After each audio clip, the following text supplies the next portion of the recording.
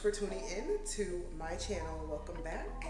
And if you are new here, welcome to Be Free with Maybe a Bee. Today, I'm going over beauty standards in some parts of Africa. Now, if you're a girl's girl, a girly girl, and you live in America, and you one day want to go to Africa and find you a man, find you a juicy African,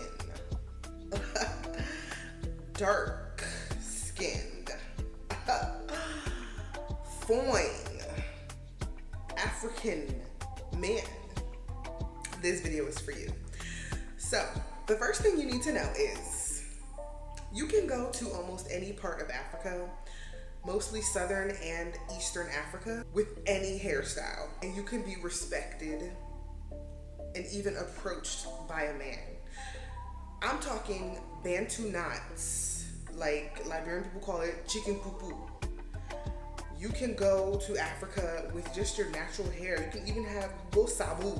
Sabu is when you just go bald and you just rocking a short hairstyle. Like, you don't need all of the extra lashes. And there are some girls in Africa that do that, and they get a certain type of man. But when I say a certain type of man, as for me, I don't want a man to view me as some type of city girl looking type of girl.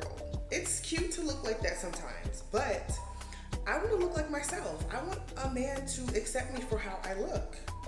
When I was in South Africa, I literally was minding my business. I did not go to South Africa for man. I didn't go to South Africa for man business. I just went to go enjoy myself on, vacation, holiday, however they say it. And I was in the gas station, the garage, and this nice looking caramel man who was the manager at the garage. I was like, trying to get help because for some reason my Uber kept on canceling. And I honestly think it was the divine trying to make a match here, because I literally was just trying to get back to my Airbnb so I can go to sleep, because I had been drinking that day. And in Africa, you can do that. You can literally drink and just roam the street, or you can drink publicly in some countries. I'm not sure if South Africa allows that, but a girl was drunk. Okay, I had my 5-year-old daughter with me. She was, drinking her little apple juice, enjoying her day, and I was enjoying my day drunk that day. TMI, but oh well. That's my life, that's my story. I asked him for help because I didn't know what else to do. If maybe he knew a taxi company. I honestly think that it was the divine that really set us up together, because I had no intentions of meeting a man or finding a man. I was just literally just being myself. I had my Bantu knots in. I was wearing like a jumpsuit and sneakers. And from there, he helped me get home because my Uber just wasn't, my phone just wasn't allowing me to go anywhere in that few minutes of me meeting him. And so basically, I ended up meeting a really, really good man. He ended up asking me on a date, and I went on the date that same exact night because my flight was literally in 2 days from that day. And I told him I was only in town for a little bit. I'm going back to the US, so he's like, well, I really like you and maybe we should go out. And I'm like, me? Looking like this? Me? And if you would have seen me, maybe I'm going to put up a video or a picture of what I looked like when I went to South Africa, because I literally went there with the intentions of being natural, being myself, and just being, in the universe, just being. And that's when I attracted a very good man, and till this day, we are still very acquainted. And all I can say is, wow, the effort that man put in is unmatched. He literally ended up paying for my Uber there and my Uber back to my Airbnb.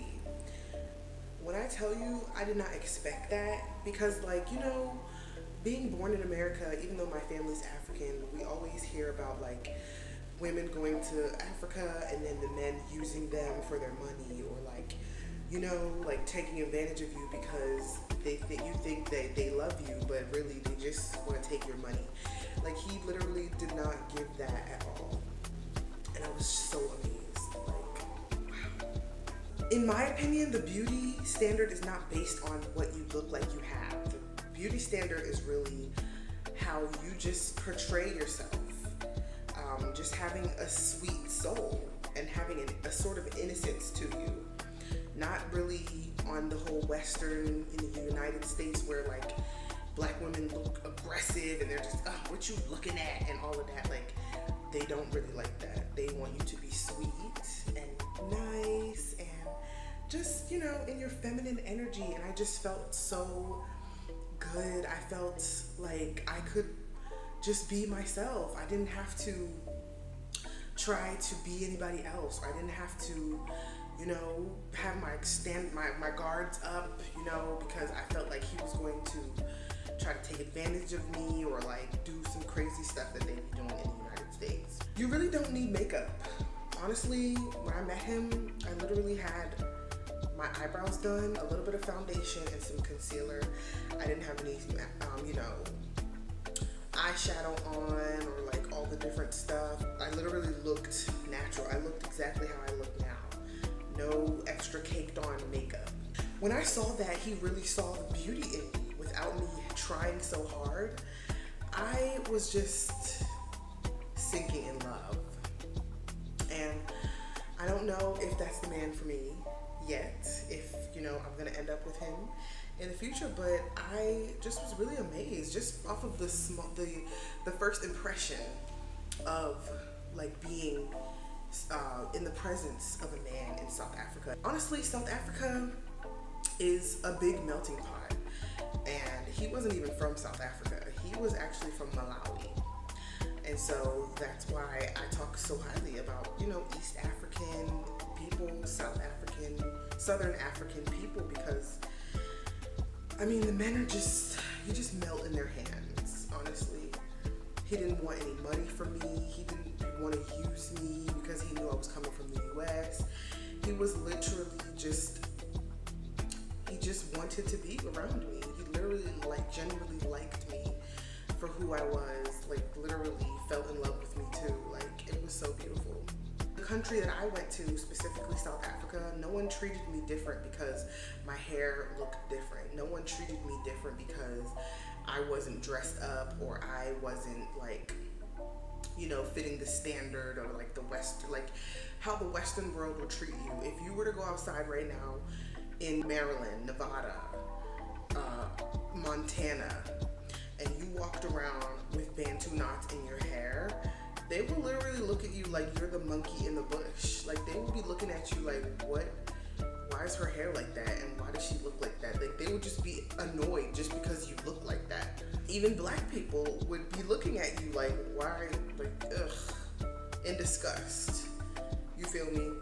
And when I went to Africa, I just didn't get that. I was still respected as a person. I was still just treated as a woman. All I can say is South Africa, Malawi, 10 out of 10 dating wise, men wise. I can't speak for any of the other countries except Liberia, and I don't really want to offend anyone. So Malawi and South Africa, wow. The men don't treat you bad.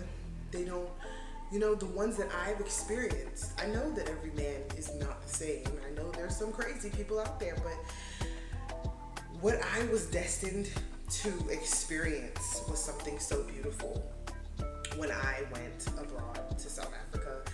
And the love that I received was just out of this world. And I really encourage you, if you haven't been to Africa, if you haven't been to South Africa, I encourage you to go. You literally will be expecting the unexpected. I literally was just enjoying my day.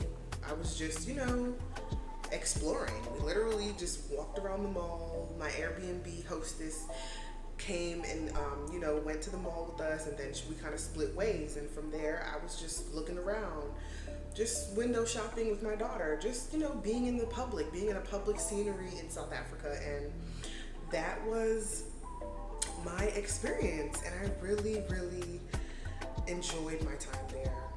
My name is Malia B. Thank you so much for experiencing this video. I hope you loved it. Please like, share, and subscribe. Be free with Malia B.